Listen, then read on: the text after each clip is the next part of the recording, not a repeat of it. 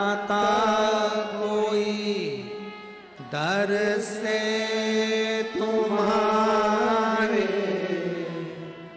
खाली न जाता कोई दर से तुम्हारे मैं भी खड़ा हूँ बाहें पसारे अपने हृदय लगा लो गिरा जा रहा हो उठा लो। इस व्यासपीठ ने देखा है, मैं माननीय सांसद महोदय जी से कहूंगा, विधायक जी से कहूंगा, श्रीमती नवनीत जी राणा जी से, श्री रवि जी राणा जी से कहूंगा, इन नेत्रों ने देखा है और इस व्यासपीठ ने देखा है, जिस जिस नगर में, जिस जिस गांव में, जिस जिस खेड़े में कुबेरेश्वर बाबा कथा करने के लिए आया है, उस गांव को, उस नगर को पीछे पलटकर देखने की जरूरत नहीं पड़ी। बाबा ने खजाना लुटा दिया। क्या देता है वो, कैसे देता है वो, उसके ऊपर निर्भर। जो दिन में नहीं आ सकता वो रात में शिव महापुराण का दर्शन करने जा सकता है। भूमि को नमन करने जाओ, पर तुम्हारे क्षेत्र में, तुम्हारे नगर में शिव महापुराण की जब कुबेर भंडारी की कथा, जब कुबेरेश्वर बाबा किसी रूप में कथा को भाव के साथ लेकर आए, एक बार उसका दर्शन, एक बार उसका दीदार जरूर करना और झोली पसार कर एक बार उसको नमन कर कर कहना जरूर। वो इतना दे देता है कि लोग 4 महीने के अंदर अगली कथा में पहुंचकर अपना पत्र पहुंचा देते हैं। इतना देता।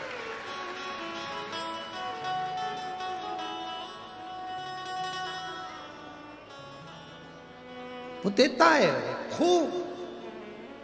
देवता देते हैं पल्ला झाड़ कर, महादेव देता है छप्पर फाड़ कर। वो कम नहीं देता, बहुत देता है। शिव कथा कर, भगवान शंकर का पवित्र चरित्र कह रहा है।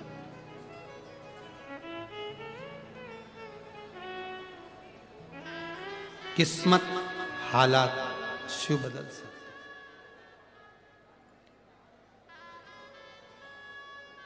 एक देवाधिदेव महादेव, एक घर के माता पिता।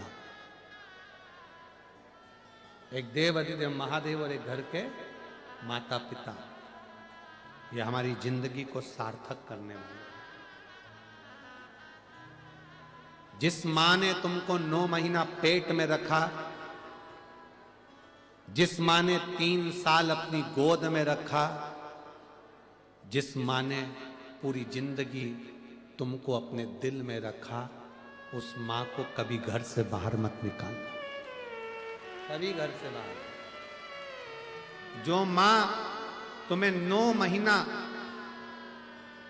जो मां 9 महीने तुम्हें पेट में रखती है, 3 साल उसको गोदी में रखती है, जिंदगी भर दिल में रखती है, उस माता पिता को कभी ठोकर ना दीजिए, कभी बाहर ना निकालिए। उसने दुआ करी है तुम्हारे लिए, उसने प्रार्थना करी है तुम्हारे लिए।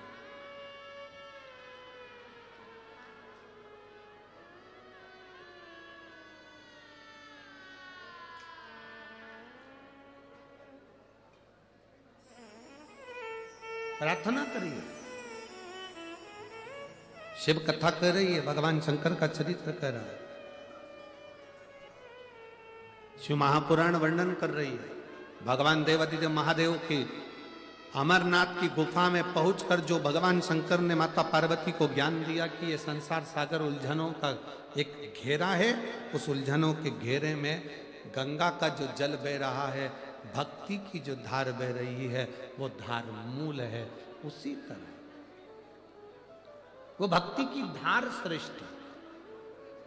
तो शिव महापुराण की कथा कहती है, ये कभी ना सोचे जिंदगी में कि हमारी उलझने कम है, कि हमारा दुख कम है, कि उसका दुख ज्यादा है, कि हमारा दुख ज्यादा है, कि उसका कम, कि उसका ज्यादा है। किसका दुख, किसका किसका दुख ज्यादा है, किसका सुख कम है, उसका स्मरण हमारी जिंदगी में ना रहे। हमारे बीच में संत शिरोमणि जी पधारे हैं, एक बार जोरदार ताली बजाकर स्वागत।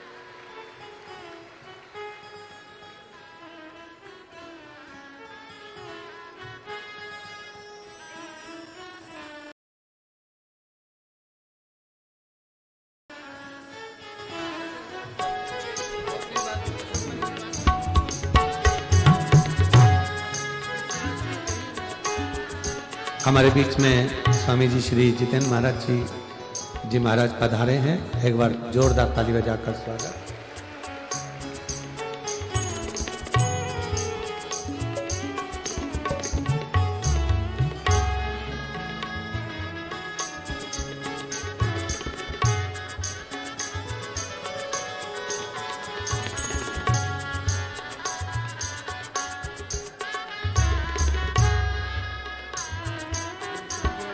शंभु सबको रोक दो। शंभु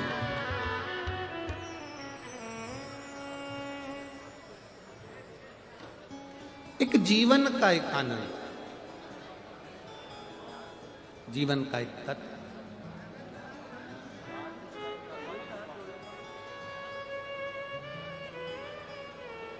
जीवन का एक लक्ष्य शिव महापुराण की कथा कहती है। ऐसा कौन जिसके जीवन में उलझने नहीं, सब उलझनों से घिरे हुए, उलझनों से ग्रस्त। अब उन उलझनों में शिवजी कह रहे हैं कि जैसे गंगा बहती है, उन उलझनों में भी एक राह होती है, एक मार्ग होता है, जिस मार्ग को भक्ति का मार्ग कहते हैं। कौन सा मार्ग कहते हैं? भक्ति का। एक भक्ति का मार्ग होता है, वो भक्ति का मार्ग मूल मार्ग।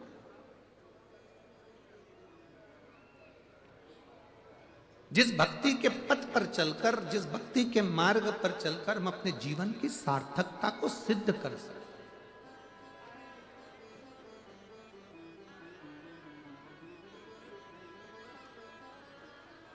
एक शिव महापुराण में एक बड़ी सुंदर बात कही, पार्वती जी से देवादिदेव महादेव कह रहे हैं,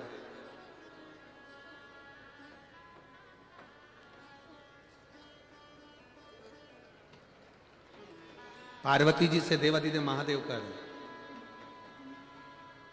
हम अपने भीतर के दोष को, हम अपने भीतर के पाप को, हम अपने भीतर के कपट को, हम अपने भीतर के छल को, हम अपने भीतर की बेईमानी को, हम अपने भीतर के प्रपंच को, हम अपने भीतर के अहंकार को, काम को, आसक्ति को, तृष्णा को जिस दिन स्वयं देख लेंगे, उस दिन हम शिव के बिल्कुल करीब पहुंचेंगे।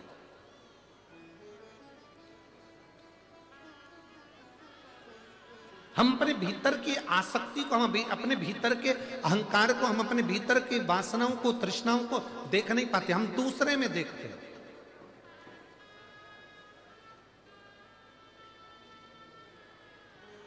हम दूसरे में निहार रहे होते हैं, दूसरे में देख रहे होते हैं, पर हम अपने आप में नहीं देख रहे। एक बहुत सुंदर बात है, आपके स्मरण में रहे।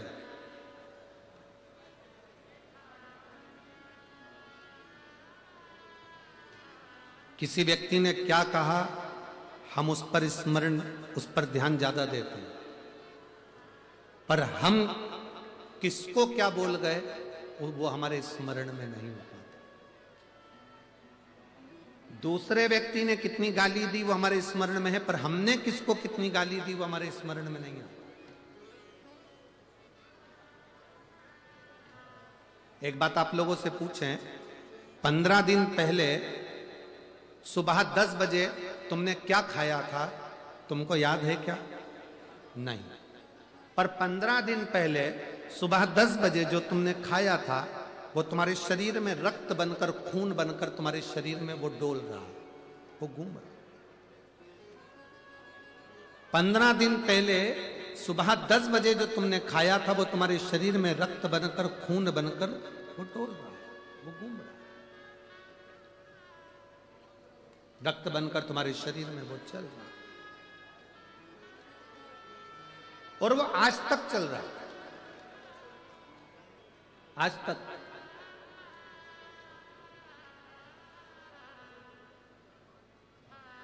जो 15 दिन पहले तुमने खाया वो तुम्हारे शरीर में रक्त बनकर आज तक चल रहा है, पर तुम्हारे स्मरण में नहीं आया।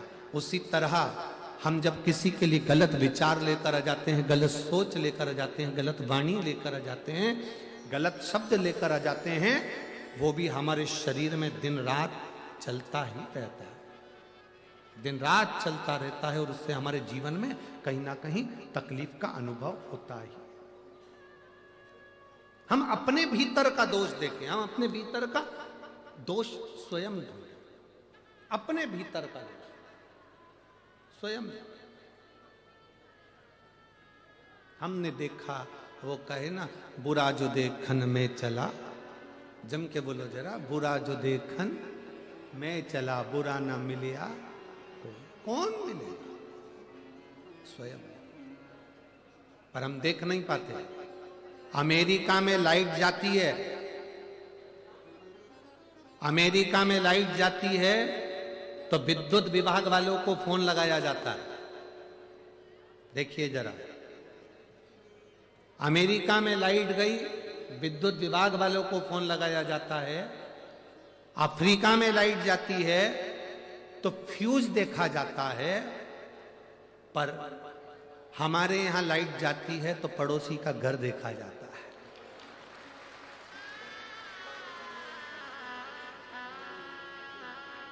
देखते कि नहीं देखते? ए छोरा, जा जल्दी देख के तो काकी के लाइट है कि नहीं। अमेरिका में लाइट गई तो विद्युत विभाग वालों को फोन लगाया, अफ्रीका में लाइट गई तो फ्यूज देखा गया, और हमारे यहां पर लाइट जाती है तो हम पड़ोसी का घर देखते हैं। शिव महापुराण की कथा कहती है हमें अपने घर का फ्यूज देखना चाहिए, हमें अपने घर की लाइट देखना चाहिए, हमें दूसरे के घर में नहीं झांकना चाहिए। पर हमारी आदत बन गई है, हमारी आदत। जरा सा जिंदगी में दुख आया, तकलीफ आई, कहीं गए पूछने के लिए, उन्होंने कह दिया, तुरंत कह दिया, तेरे किसी व्यक्ति ने तेरे ऊपर कुछ करवा दिया। अरे बाबा, जितने दुश्मन तुम्हारे नहीं होंगे, उससे ज्यादा दुश्मन जो वो राम मंदिर बना रहे हैं ना, उनके होंगे।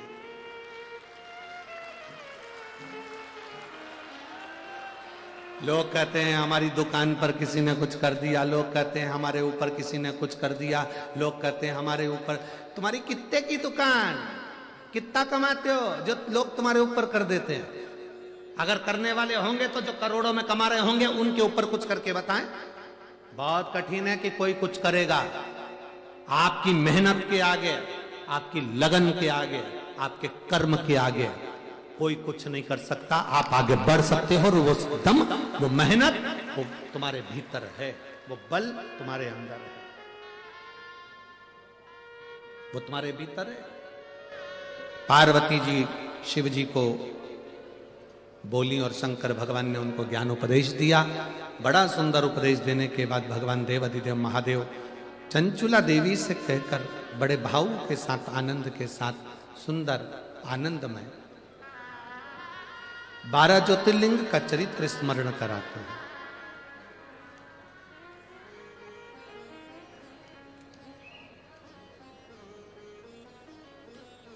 तब साधना, भक्ति, विश्वास, भरोसा, ये जिस हनुमानगढ़ी के इस पवित्र प्रांगण में ये शिव महापुराण की कथा चल रही है, इसी के नजदीक में सामने ही इंद्रशेष बाबा की तपोभूमि भी है, जहां गायत्री माता गौ माता के रूप में सदा विराजमान है। ऐसी तपोभूमि पर हम और आप शिव महापुराण की कथा का स्मरण कर रहे हैं। तो मरुका जी ने चंचुला देवी को 12 ज्योतिर्लिंग का स्मरण कराया। प्रथम सोमनाथ जी का वर्णन किया। चंद्रदेव को काया का रोग होता है, उस काया के रोग से मुक्ति के लिए शिव की आराधना करते हैं। काया के रोग से मुक्त होते हैं। देवताओं पर भी अगर तकलीफ आई है तो उन्होंने शंकर की भक्ति करी है।